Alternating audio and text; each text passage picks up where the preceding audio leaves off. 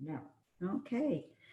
Good afternoon, Council. Welcome to everyone and welcome to our public. I will call this meeting to order, noting that we do have quorum with one councillor missing this afternoon.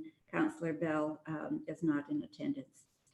I will ask you all to join me in a moment of reflection as we consider this business of the corporation.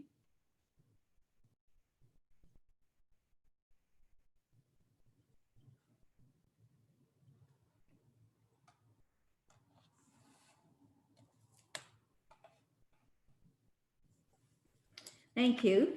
Is there any disclosure of pecuniary interest in the general nature thereof with regard to these two items on our agenda today?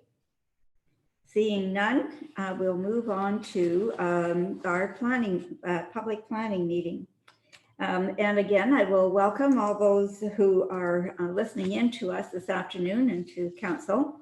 We are here today to learn about the proposals to amend the land use planning rules applying to certain lands in the municipality of Meaford.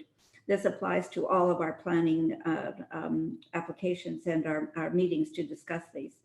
It is important for me to note that the Planning Act requires that a person who may later wish to file an appeal to Council's decision on this application must either provide verbal comments today at this public meeting or provide written comments to Council before the amendments are passed.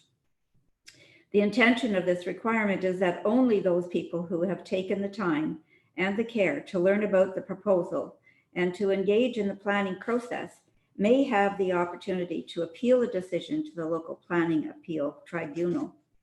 While Council is legally required to make decisions that conform to the county and local official plans, our guiding policies encourage us to reach out to you, members of this community, to hear your thoughts about the proposed changes.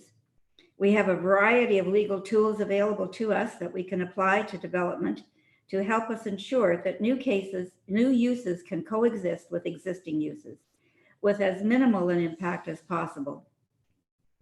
Your constructive comments will help us to learn more about your neighborhood, which in turn will help staff and Council to select the right tools to manage change effectively and in a manner that honors our community values and priorities.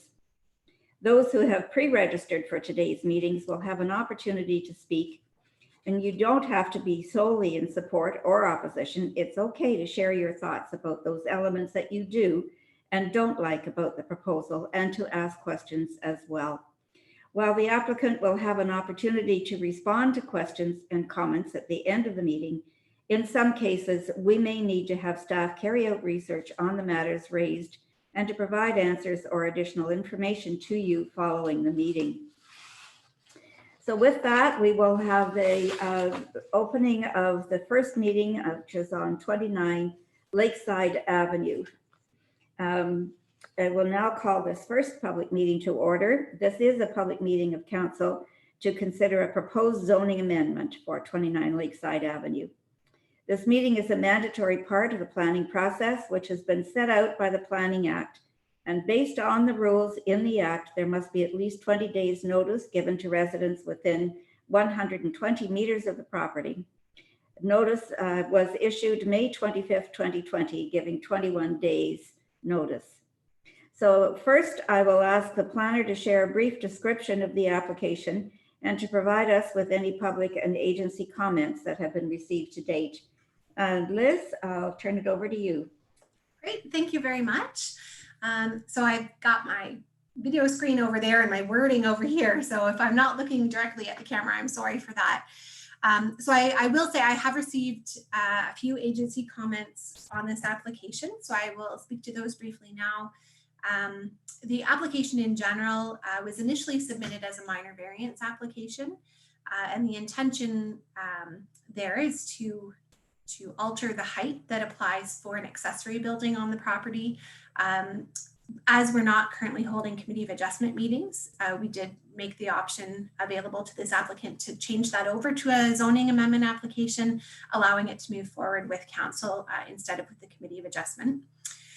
What they're looking to do is to build a new garage and to allow for a second story on top of that garage for personal accessory use. So I think they must have an artist in their family, and that's their intention for that upper story space. And that would be at a height of 6.62 meters rather than the 4.5, which is generally set out in the zoning bylaw. We did receive comments from the Conservation Authority. They had indicated that the property is not within the hazard or regulated area in relation to Georgian Bay. They note no objection. However, they did just note that they recommend some sediment and erosion controls during the construction period. So we can definitely make a note of that for the building officials. The County of Grey had indicated in their comments that they were generally supportive. They identified that it is within our intake protection zone around the water treatment plant, but that is an events-based area, and so that really deals with fuel storages. So in this case, that does not constrain this application. They noted no further concerns or items to raise and did request a copy of the notice as well. And then the Historic Saugeen Métis had noted no objection or opposition to the application. And so that's what I've received to date on this file. Thanks. Okay, thank you, Liz. The applicant is not present, and there have been no members of the public who have registered to speak at this meeting. So we'll go to council. Are there any points that you would like to ask or put forward? Councillor Greenfield, Councillor Kentner next. Councillor Greenfield.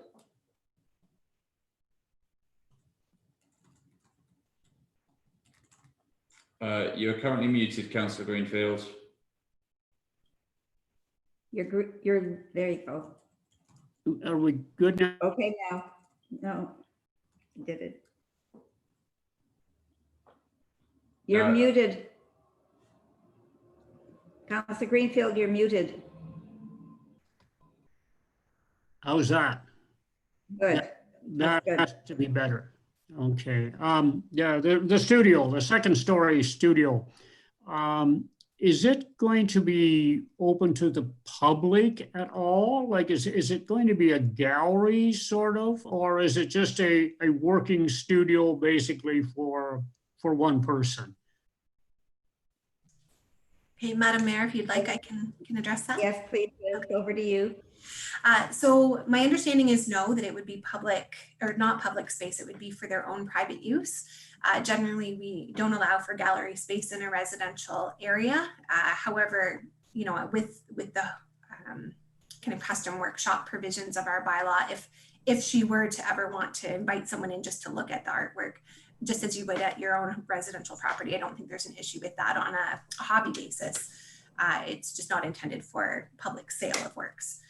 But based on my conversations with Mr. Glass, the intention is for their own personal use associated with their residential use on the property. Liz. And Councillor Kentner, you had a question? Yes, I did, through your worship. My only question is, I am seeing more and more accessory buildings like this going up.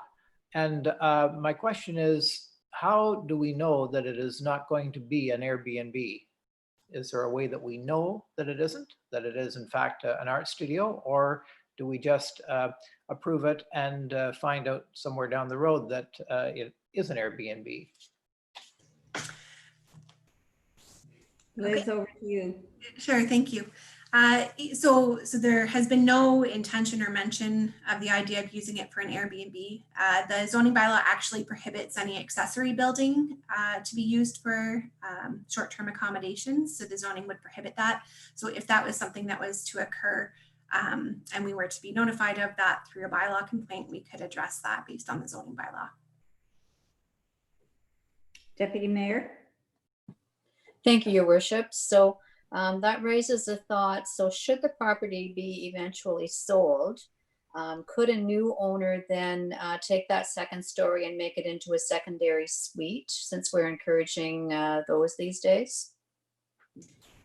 Okay. Again, thank you through the mayor. So the zoning bylaw allows for a secondary unit within a detached building on an as of right basis within the zoning. So the zoning does allow for that potential. However, they would require a site plan approval to deal with the parking provisions that apply there. And also development charges would be indicated through any building permit process to put in a kitchen, for example. So there would be process associated, but because this building is located in a similar place as where a house could be located on the property, it could be later converted to an accessory unit if they went through the proper process and building permits to do that. Thanks, Liz. Is there anything further from council?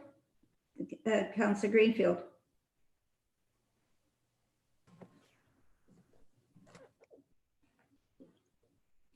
You're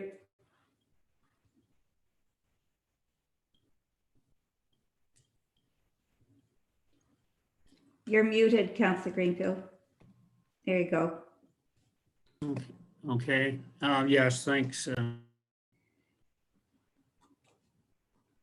Unfortunately, Councillor Greenfield, you pressed it one too many times. You're silent again. Just press it. There you go. There. Yeah.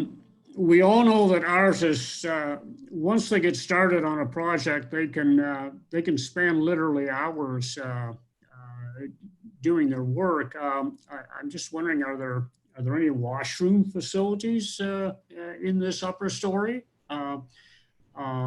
Again, I'm thinking about the chances of future conversion of this, and I guess I shouldn't be, but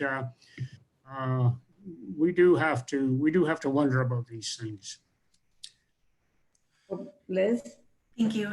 So I guess I would just step back and kind of consider if they had come in with the idea of a garage with this accessory space beside it on ground level, we would not be having a public meeting to talk about a zoning change. The zoning change is specifically with respect to the height of the building, and that's the only element that we're considering. I don't know if their intention is to include a washroom or not, but they would be required to operate in accordance with the zoning, which would be that is accessory space. If they wanted a washroom, they would need to get the proper building permit for that purpose. But I would suggest it's not material to the current application, which is just focused on the height request.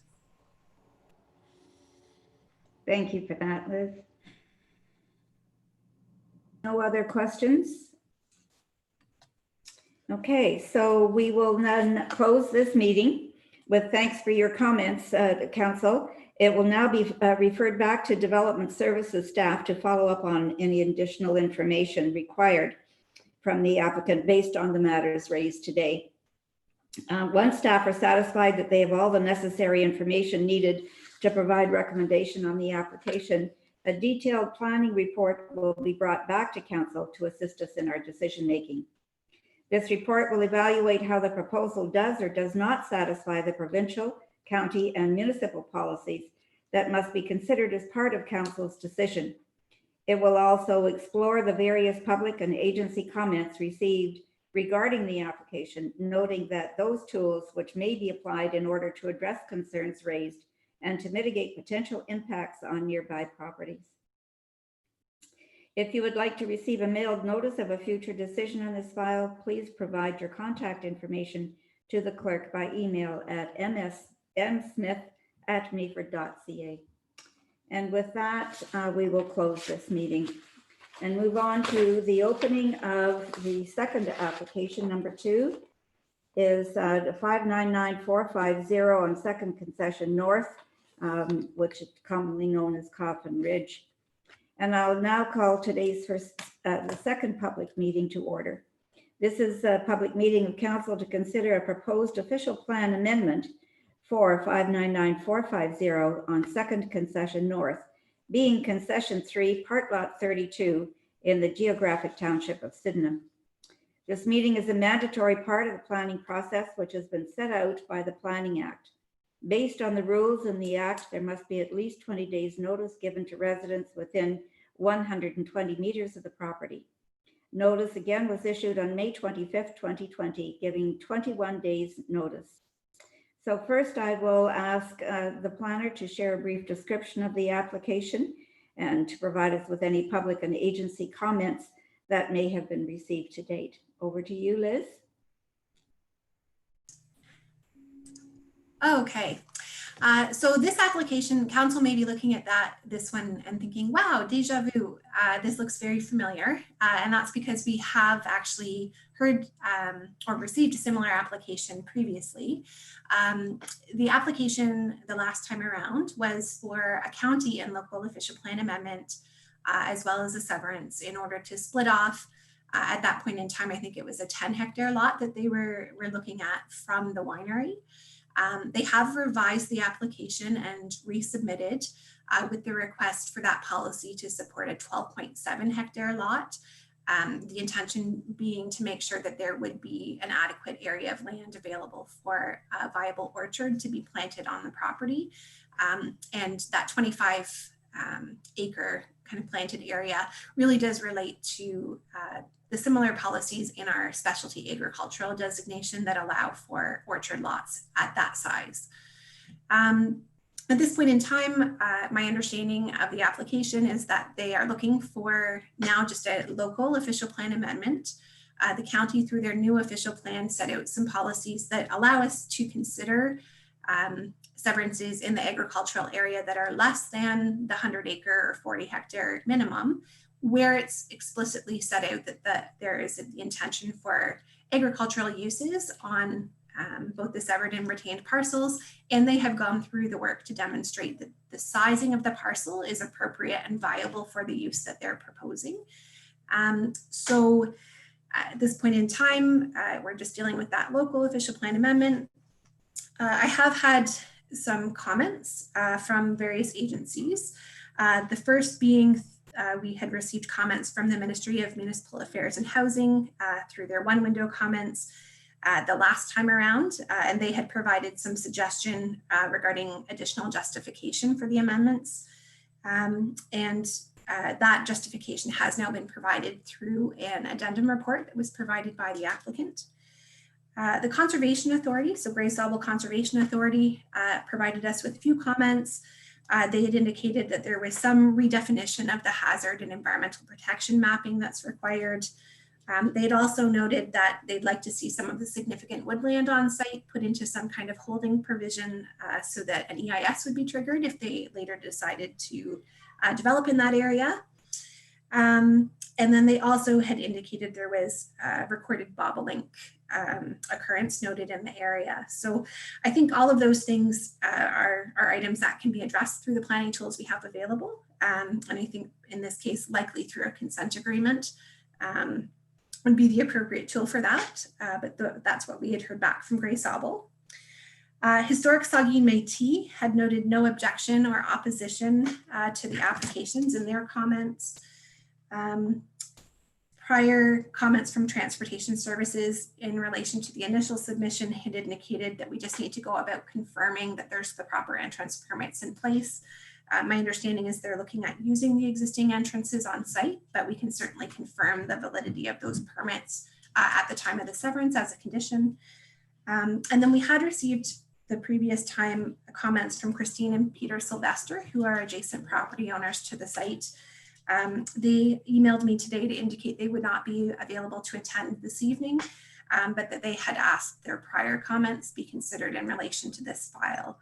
So what I will make a point of doing is sharing those prior comments with council prior to the staff report, just as a refresher. But generally, they were expressing some concern around the necessity of a severance. In terms of the definition of business reasons, they had been looking for additional clarification as the Ministry of Municipal Affairs and Housing had suggested as well. And they had also had some question around the certainty and any tools available to ensure the use of that severed parcel for agriculture. And again, we'll address those items in the consultation summary part of our staff report as well. And so that's what I have to share at this point, but I'm happy to address any questions that arise. Well, thank you, Liz. Now I'll call on the agent Ron Davidson to review the proposal in more detail for us and to provide any comments that they wish to share about the application. Welcome, Ron. Haven't seen you yet. Thank you. Can you hear me? Yes, we can hear you. Excellent. Good afternoon, folks. I'll keep this very short. I don't have a whole lot to say. So I do represent the owners of Coffin Ridge Winery. As Liz has done a general background for you, and it sounds like she's going to be providing you with more information before you make a decision. What I would like to say really is just what really will happen as a result of this severance. What will you see on the ground, so to speak? And the answer is really very little. Right now on the site, in addition to the winery itself, there are two houses. The one house is going to go with the severed parcel. The other house is going to go with the retained parcel, which will have the winery on it. The severed parcel, which has a house again, other than a lot line, which you cannot see, it's invisible. The only thing that's going to change on that severed parcel will be an improvement to some of the agricultural land. Right now, of that 12.4 hectare land that's being severed off, there's about 2 hectares right now that are in crops. I think it's hay right now. And the owners intend to change or to renovate, or not renovate, but to improve another 8 hectares of land to, if you want to call it agricultural purposes, specifically for orchards. So in the end, there will be 10 hectares of apples, apple trees planted and growing on the site. And those apples will end up being used on the then adjacent property in the winery as part of their apple cider making operation. So if you are the neighbor, I guess, and you're looking at this, nothing's changing. You can't see a lot line. There's no new houses being built. The only difference will be, like I said, an improvement to the amount of land that's being used for agricultural purposes. And I don't consider that in any way to be a negative impact. Not really sure why the neighbor has expressed concerns. That's certainly their prerogative. And I would certainly not in any way try to belittle their comments. I think I've done a thorough job evaluating the concerns raised from the Ministry of Municipal Affairs and Housing, and the county also had an initial concern. And I think in my latest report, I've also addressed, maybe not to their satisfaction, but I tried to address the concerns of the neighbors. But again, there is no negative impact here. It's a good thing in my mind. Anytime you're increasing the amount of agricultural land in an agricultural area, that's not a bad thing. Your Worship, that's all I have to say. Thank you. Thank you very much, Ron. And now we'll hear from Stephanie Lacey-Avon, representing the County of Grey, for their comments. Welcome, Stephanie. Thank you, Your Worship. Can you hear me? Yes, we can. Okay. Please go ahead. Yeah, so just to summarize some of the comments that we had put forward, again, how Liz mentioned that this was a previous county official plan amendment application, but since the approval of the new official plan, we now have a policy that permits for smaller agricultural type severances in the agricultural land use designation. There's a number of conditions and criteria that need to be met in order for this to be considered at the county level. So that there were a number of matters initially through our review as this formed part of a county official plan amendment application that were flagged for further consideration. And in our view, we do believe the consultant has provided further justification. There was one outstanding matter that we were seeking further comment on, and it specifically had to do with subsection 4 of our policy. So demonstrating that nearby lots of similar size and farm capability to the proposed lots are not available and suitable for the intended agricultural use. So in the initial report from the consultant, we didn't feel that that was adequately addressed. And so through further addendum report provided by the consultant, the county does feel that all of the conditions and criteria from the policy that would permit this type of severance have been adequately addressed. And I'd be happy to kind of go into further detail and explanation as to why this policy came about. Just real quickly, through Recolor Grey, we had lots of consultation with members of the public, and there was a lot of discussion around the restrictions of lot creation in agricultural land use designations. And so the viability for some farmers to conduct certain operations was quite challenging, provided with the notion that, you know, in order to carry out something, a farming operation, you would potentially have to acquire a 100-acre parcel. And so that there was certainly some back and forth and lots of discussion with the province. And so we don't take this policy very lightly by any means. And so there's certainly lots of due diligence and consideration when we do have a proposal that comes forward that is applying this policy. So it's in recognition that we see that the needs of farmers are changing and evolving, and this policy was put forward to potentially address some of those needs. So yeah, I have no further comments at this point, but I'm happy to answer any questions should they arise. Thank you. Thank you, Stephanie. So I'll go to council now are there any questions or comments that you'd like to Councillor Bartley? Councillor Kentner. Thank you, Madam Mayor. Just two questions to Liz, if I may. We passed this last fall, did we not? Thank you. Yes. So we had a public meeting with respect to the file, and we obtained public comments. But I think at that point in time, we had just received the comments from the ministry with respect to their suggestions for additional information. And so the county and municipal staff had reached out to the applicant, asking them to provide an addendum report to, again, kind of detail how they're complying with the criteria that Stephanie has spoken to. Those criteria were set out in draft format at that point in time, so it wasn't an approved policy, but we felt that they hadn't quite kind of hit the nail on the head with that initial submission. So the applicant went away and shortly thereafter decided to withdraw the application, deciding they would come back to it at a later time, which they did earlier this year with the submission of the appropriate fees and the addendum report that we had been looking for initially. So we had the public meeting, but there wasn't a decision rendered previously. Okay, thank you. I thought this was long gone, done and put in the bank. So is this property, is it rural residential or is this actually agricultural land? This is agricultural land. So in total, they have a 100-acre farm property. Approximately half of it, or just less than half of it, is currently being used in conjunction with the winery. So I can't remember off the top of my head exactly what they have planted in orchards, but there's the orchards there that support the current use. And then kind of on the down the hill portion of the property, there's a small area of orchard there, as well as the farm manager's house.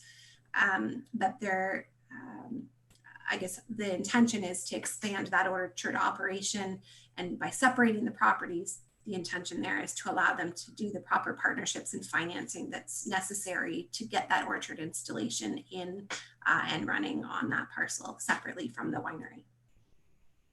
Okay, thank you very much. I don't know if it's a good thing or a bad thing. I've been there far too many times. I was just wondering, you now can have a smaller agricultural lot than 100 acres.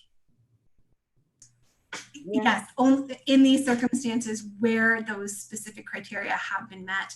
In this case, it was a planning report speaking to the various policy tests, as well as an agricultural assessment that was done by a qualified person in that field, looking at specifically the soil conditions, the topography, the climate conditions of the property to demonstrate that it's suitable for the proposed agricultural use that they wish to use those lands for.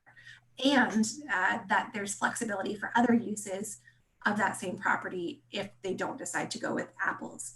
I think that's one of the challenges, and I know the neighbors had spoken to that in their comments, is that, you know, we don't have any way to force somebody to do the thing on the property they said they wanted to do on the property. You know, there isn't really a trigger point to say, you know, build the orchard and then we'll sever the lots, because the whole point of the severance is to facilitate the financing for the orchard in the first place. So, you know, we have to go through that process of establishing what can be accomplished on the property, what other options exist, and is that property suitable for those other options? And then we're making the decision on that basis so that we've kind of covered off that it can be used for agriculture without actually forcing the issue of when and how that redevelopment for that purpose will happen. So, so yes, smaller agricultural lots, but lots of justification required. Thank you, Liz. Thank you. Councillor Kentner? Yes, as through your worship, as you saw, my internet failed, and I totally missed what Mr. Davidson said. I heard at the very start he had very little to say. I wonder if it's possible for him to repeat it. Ron, Mr. Davidson, are you still there? I am so. Not a lot of people have ever asked me to repeat myself. Usually it's people in this household here, but I will continue. Yeah, I perhaps I said a little bit more than what I had set out to, but what I had said, Councillor Kentner, was on when you go out and take a look at the site, what will be the difference after the severance is granted? Right now, when you go out there, you see you see the winery, and you'll see the orchard for the grapes, and you'll see two houses. And once this severance is approved, if it is approved, not a lot changes. There's not going to be another house put up because one of the houses is going with the severed parcel and one is going with the retained parcel.